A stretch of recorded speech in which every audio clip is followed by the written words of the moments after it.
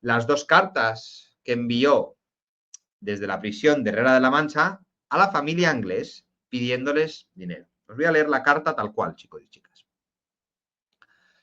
Dos cartas manuscritas remitidas desde la cárcel a Neusa Martins Díaz, 22 de junio de 1993. Neusa, mándame 200.000 pesetas con toda urgencia para el abogado. Mándamelo aquí a prisión. El viernes habréis recibido esta carta. Si el martes día 29 de junio no tengo el dinero, vosotros mismos. Ya sabéis lo que hay, así que no tengo nada que deciros. Y si no, pregúntale al Mauricio. Y pregúntate a ti misma. Me refiero a el delito, o me mandas el dinero, o empiezo a hablar, y ya sabéis dónde vais a ir. A, P, puntos suspensivos todos.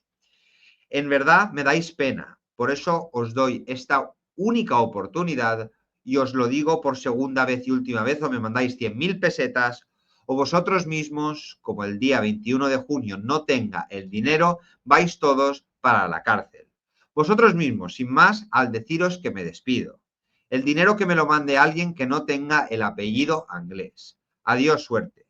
Se pasa mal por este caso, os lo aseguro, y lo pasaréis peor que yo, de verdad. Fijaros en la carta esta que envía Miguel Ricard, hay varias cosas a las que tenemos que ateneros, prestar atención. Lo primero es la cifra de dinero que pide, 200.000 pesetas, y el propósito para su abogado. Luego hace una especie de amenaza o insinuación de que el Mauricio Anglés, el joven de los Anglés, estaría implicado en este delito. Y que si no lo hacen, van a ir todos a la cárcel. En principio, lo que quiere decir aquí Miguel Ricard es que iría a la cárcel el Mauri por el crimen cometido, Neusa por encubrimiento del crimen cometido, y aquí Miguel Ricard pues intentaba de alguna manera salvarse un poco el culo. Lo que pasa es que, claro, envías una carta que obviamente si no tienes nada que demostrar, que no lo tiene, salvo tu declaración, pues no sé. Dicen la gente, estoy leyendo un comentario de Alex, que Ricard es un cabeza de turcos y que Ricard y Anglés son inocentes. Yo no creo que sea así, Alex. Yo pienso que ambos son culpables. Y pienso que Miguel Ricard es un mentiroso compulsivo que constantemente cuenta versiones diferentes para intentar salirse con la suya. Así que no puedo darle ningún tipo de credibilidad a una persona como Miguel Ricard. Mucha amenaza, pero no pasó nada. Le mandaron el dinero. Bueno, Gato Bravo, hay un vídeo muy gracioso de el Mauri, después de que enviaran esta carta, que dice, nos pidió que le enviaran pasta, pero ¿qué pasta? Pastas gallo te voy a enviar. ¿Qué quieres, macarrones o espaguetis? O algo así, dice el niño chulo de la época. Lo cual me pareció bastante curioso, la verdad. Entonces, como continúo, los Anglés no enviaron absolutamente ni un duro a Miguel Ricard, pero en una maniobra muy inteligente llevaron las dos cartas a la Guardia Civil. Mientras Miguel Ricard esperaba en la cárcel a que le llegara el dinero, pero luego se dio cuenta que nunca lo iba a recibir y decidió vengarse de Mauricio Anglés. Y esto es muy interesante. Ojalá tuviéramos todo el tiempo que me hace falta para cubrir el tema de hoy, porque todo esto se leería mucho mejor todo junto, pero claro, no puedo estar en un directo de 3 horas. Por desgracia, hoy no puedo. Si fuese viernes podría, pero los lunes... Bueno, os leo. Instancia dirigido al ilustrísimo señor juez de la instrucción de Alcira. El interno Miguel Ricard Tárrega, destinado en el centro penitenciario de referencia, expone. Ilustrísimo señor juez de Alcira, he tomado la decisión de declarar voluntariamente los autores materiales del caso Alcácer, le redactara nombres y apellidos de los autores de este delito, si he de declarar desearía que fuese en la misma prisión por seguridad. Miguel Ricard, testigo de lo ocurrido y cooperé en la inhumación de los cadáveres. Antonio Anglés, conductor del vehículo, mantuvo relación sexual con una chica, agredió a las 3 chicas y mató a 2. El amigo de Antonio tuvo relación con una chica y se ayudaba mucho entre ellos. También abofeteaba a las chicas. Mauricio Anglés tuvo relación con una chica, Creo que la chica fue Toñi. Mató a una. La pistola era propiedad de Mauricio. Se la compró a un drogadicto hará 2 años aproximadamente por 2 gramos de heroína a un tal Losa de Catarroja. Neusa Martins Díaz, conocedora del delito por mediación de sus 2 hijos, sacó los 2 millones de pesetas para poder marcharse del país los autores del delito. Estos son los verdaderos autores y culpables de esta causa. Mauricio se pondrá en negativa. Realícenle las pruebas que a mí me hicieron y verán ustedes que digo la verdad. Señorías, si me llevan a Manzanares a declarar, quiero que me lleven solo por favor. Señoría, quiero que me realicen unas pruebas para que vean que yo no participé ni en las muertes ni en los abusos, ni rapté a nadie, porque si la ciencia está tan avanzada como dijo el señor fiscal, verán que no hay participación mía. Señoría, esta declaración es voluntaria. Después de mucho pensar y recapacitar, he decidido decir la verdad y que se haga justicia. Y si he pecado, que Dios me perdone sin más decirle, Dios guarde salud y larga vida a usted y los suyos. Por tanto, solicita le sea concedida dicha petición en Herrera de la Mancha a 2 de agosto de 1993. Según Ricard, el motivo de esta confesión no era vengarse, sino conseguir un cara a cara con Mauricio Anglés. Y os leo, que dije que colaboré y ayudé en la inhumación de las niñas cavando una fosa. Que dijo eso a raíz de que apareciera Mauricio Anglés por televisión y era la única forma que podía buscar un careo. Que esta declaración la hice con el fin de estar cara a cara con el Mauricio ante la autoridad judicial para provocar un careo. Que estuve en la inhumación y ayudé a cavar la fosa, esto es una invención que hice, que es falso que presencié cómo mataron a una de las niñas. Esta vez, el escrito que envió Miguel Ricart al juzgado de Alcira surtió efecto. Tenían que volver a tomarle declaración. Sin embargo, el juez Bort y el fiscal el Beltrán, que lo tenéis en el documental de Netflix, muy convencido de la culpabilidad de Ricart, no dieron ningún tipo de importancia a las nuevas revelaciones. De hecho, ni siquiera consideraron necesaria que la declaración de Ricart fuera en Alcira, ni que ellos mismos tienen que estar presentes. Y antes de empezar a leer su siguiente declaración, quiero volver un poco atrás. En la declaración que vamos a leer en un ratín, da una versión completamente distinta de lo que aconteció anteriormente. ¿Qué quiero decir con esto? Miguel Ricart inicialmente hace una declaración en la que completamente desmiente que él tuviera ningún tipo de participación en el crimen de las niñas de Alcácer. Solo para enviar unas cartas y al ver que no recibía dinero de los Anglés, cambiar la versión por completo, pegar un giro de 180 grados, volviendo a inculparse y acusando a Antonio, al Mauri y a un amigo de estos de abusar y matar a las 3 crías. Para luego ratificarse y decir que solamente lo había dicho para conseguir un careo con Mauricio Anglés. Para los que digáis que Miguel Ricart es completamente inocente. ¿De cuántas declaraciones se mantuvo él como culpable o como una persona que tuviera algo que ver con los hechos? De acuerdo a esta versión conspiranoica, ¿qué pasó? Que le estaban mintiendo para incriminarle, que estaban amenazando a su hija de muerte. No me lo puedo creer y me disculpáis, pero para mí es un mentiroso compulsivo. Y lo vamos a ver en esta declaración que voy a leer ahora mismo para vosotros. Y sí, es un agua en un vaso de Guinness, pero no puedo beber hoy siendo lunes. Me lo guardo para el viernes. A ver, volviendo, en la declaración lo mismo de antes, Miguel Ricart Tárrega, en fin. En Manzanares a 3 de septiembre de 1993.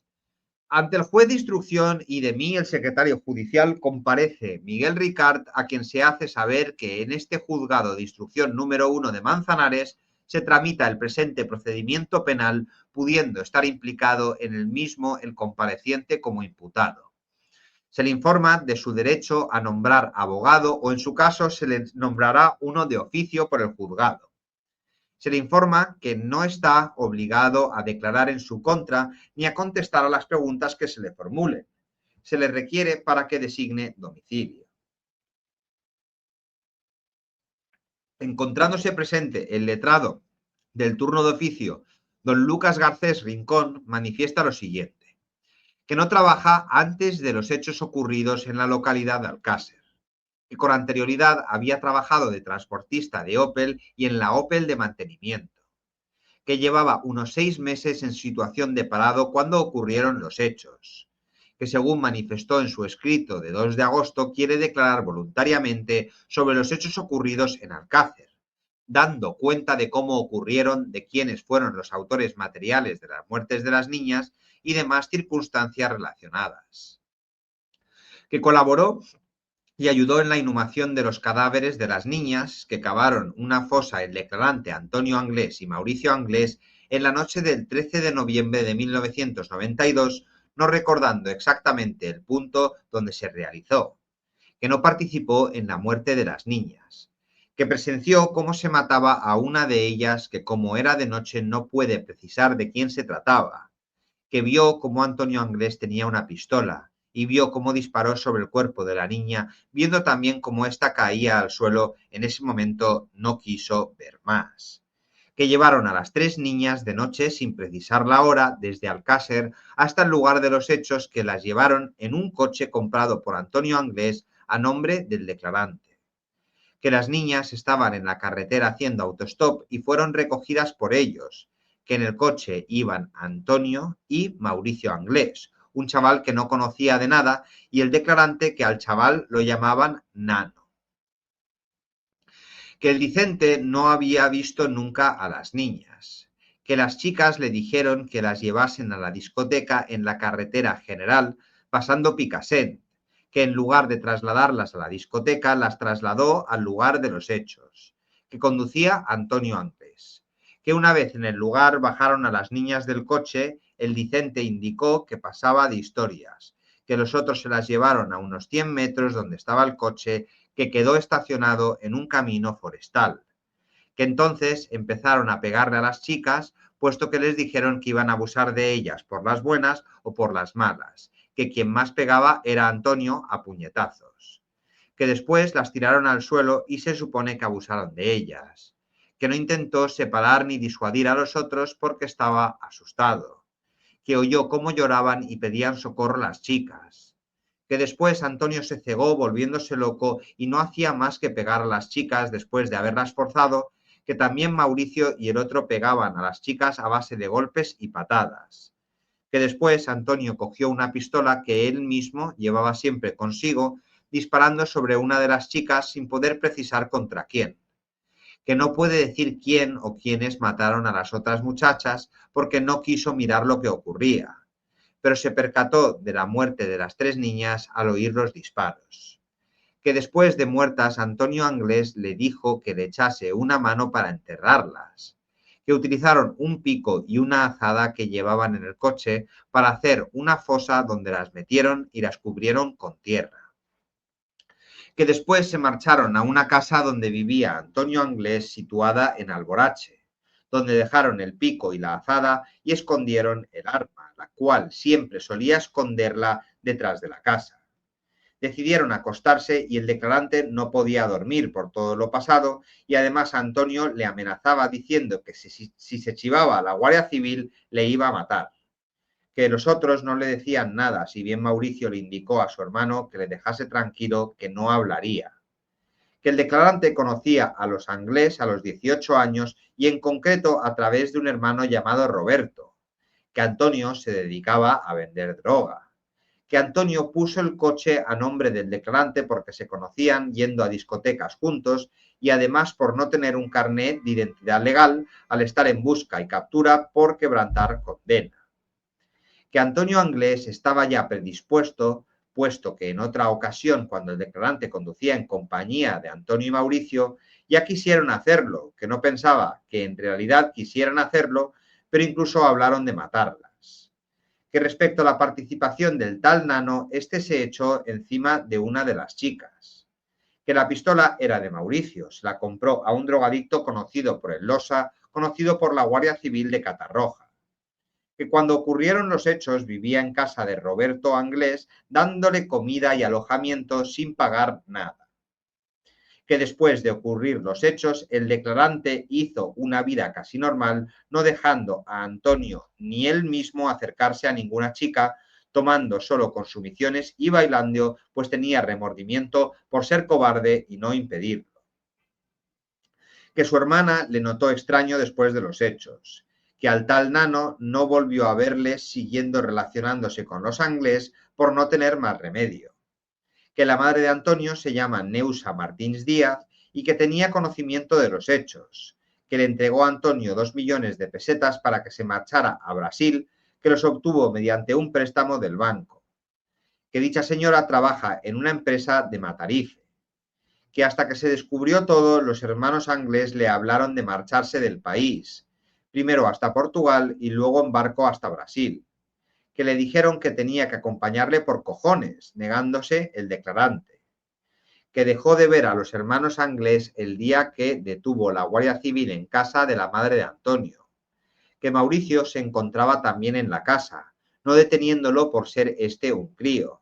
Tiene 15 años y sin embargo ya traficaba con droga, que cuando lo detuvo la Guardia Civil en principio negó conocer los hechos, después declaró la verdad, que presenció la entrega del dinero por parte de la madre a su hijo Antonio, que vio a Antonio Anglés 2 horas antes de que llegara la Guardia Civil yendo a la caseta de Alborache a 1 kilómetro más o menos del pueblo, en una urbanización de chalet, que la casa era de un labrador de Turís, dueño de todos los alrededores de la casa, que se la había dejado de forma gratuita sin saber por qué motivo, que simplemente Antonio le pidió permiso estando presente el declarante, que la Guardia Civil ya conoce la casa de referencia, que para agosto de este año Antonio Anglés tenía previsto marcharse a Portugal y luego a Brasil, por ser el mes que más movimiento hay, más trasiego de personas a aquel país y el control es menor en la aduana, según piensa el declarante,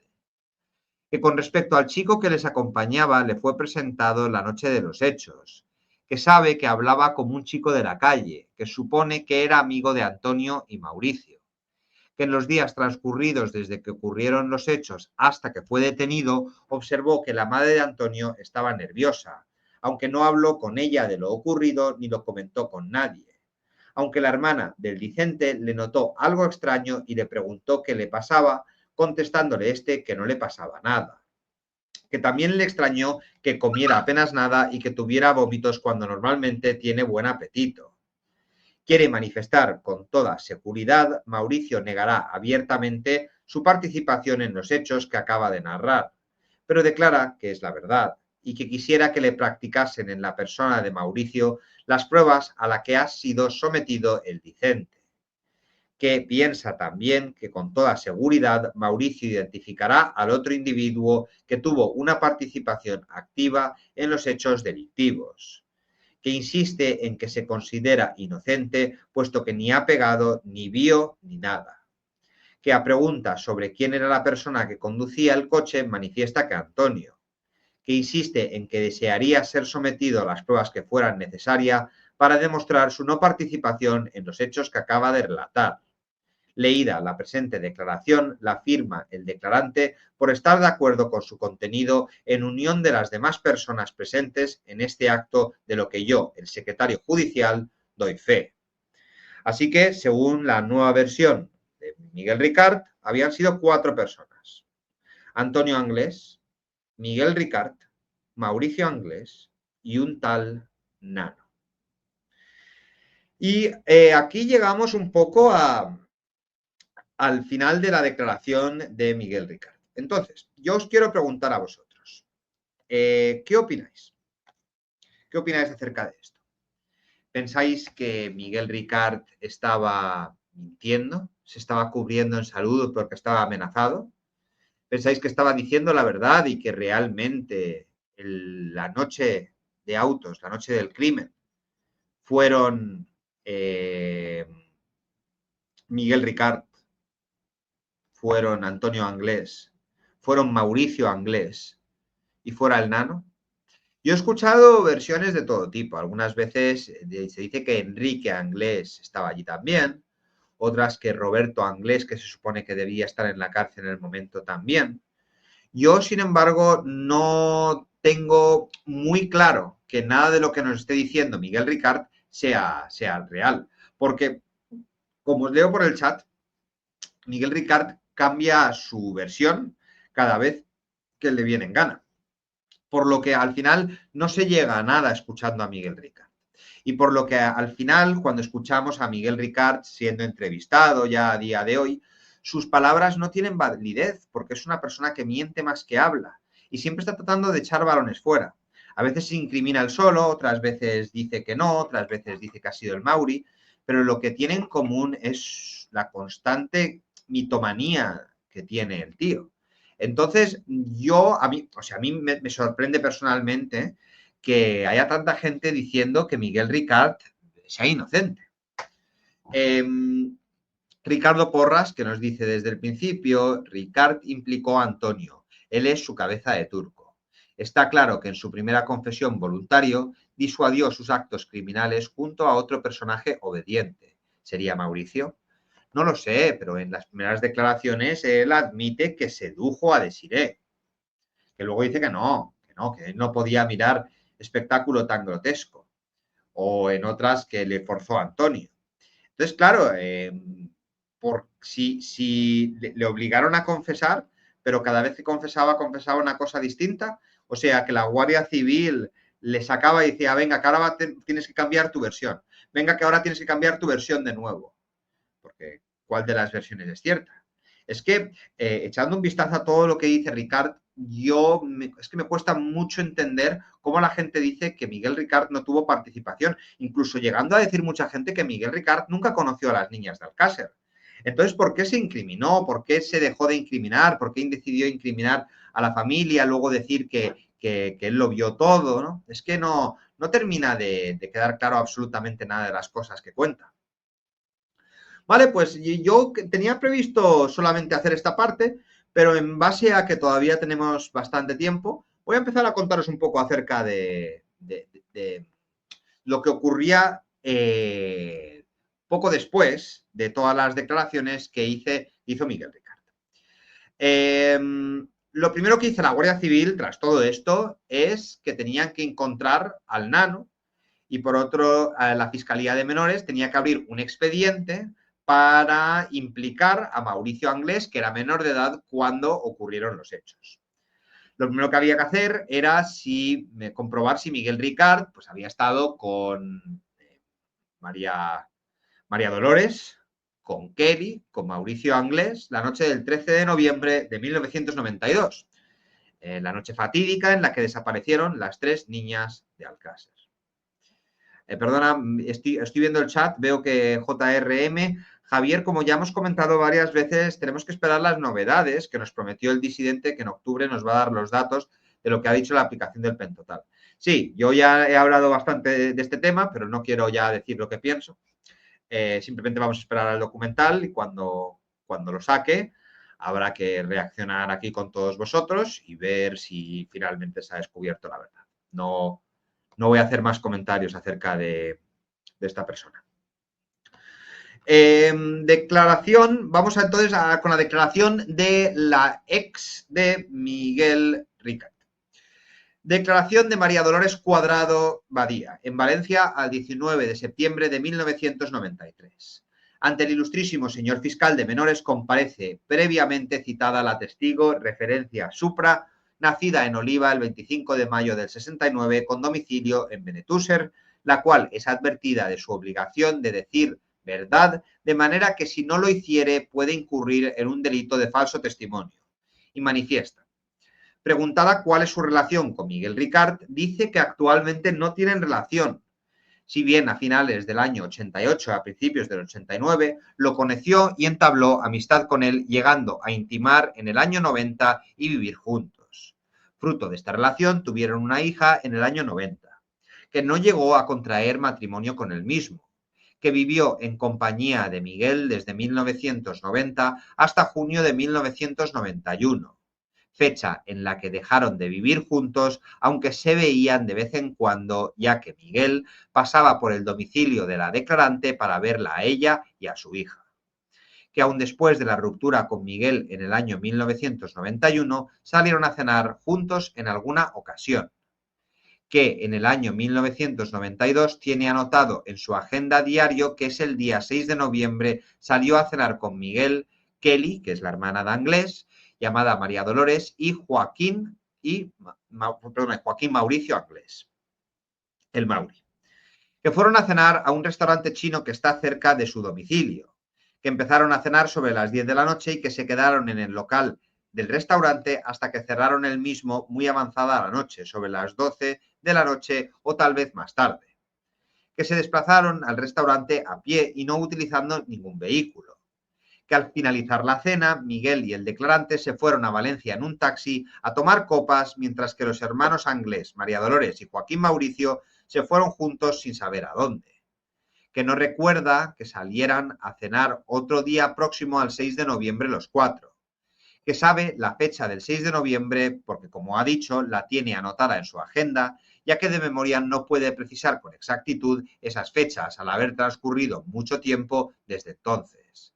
Que también tiene anotado en su agenda que el día 14 de noviembre estuvo paseando con Miguel Ricard y la hija de ambos por Benetússer o Catarroja. Que no recuerda que en alguna ocasión sobre las fechas indicadas, noviembre del 92, hubiera cenado con Miguel, Joaquín Mauricio y Kelly, salvo ya la ya expresada, y que después de la cena, Miguel y Mauri se fueran juntos dejando a la declarante y a Kelly y en sus domicilios respectivos. Leída la encuentra conforme y la firma con su señoría. Fijaros qué interesante. 8 meses después de la primera declaración que haría ante la Guardia Civil, la exnovia de Ricard había recuperado la memoria. En el mes de enero, cuando declaró en Patraix, dijo que hacía años que no veía a Miguel Ricard. Ahora en septiembre se acordaba e incluso tenía apuntado en su agenda las citas que había tenido con el rubio. Pero no resultó no ser el día 13, como había declarado, sino justo una semana antes, el día 6, y el día después, el día 14, pero para a pasear un poquito por Benetússer o Catarroja. Es bastante interesante este dato también, y no le preguntaron si había sido por la mañana o por la tarde, detalle que pues, podría haber ayudado de alguna manera, como dice Juan Ignacio Blanco, ya que si hubiese sido por la mañana, Miguel Ricard difícilmente podría haber tenido alguna participación en los asesinatos. Tampoco le preguntaron si el día 14 de noviembre había notado a Miguel nervioso o si presentaba algún tipo de marca en el cuerpo o arañazo.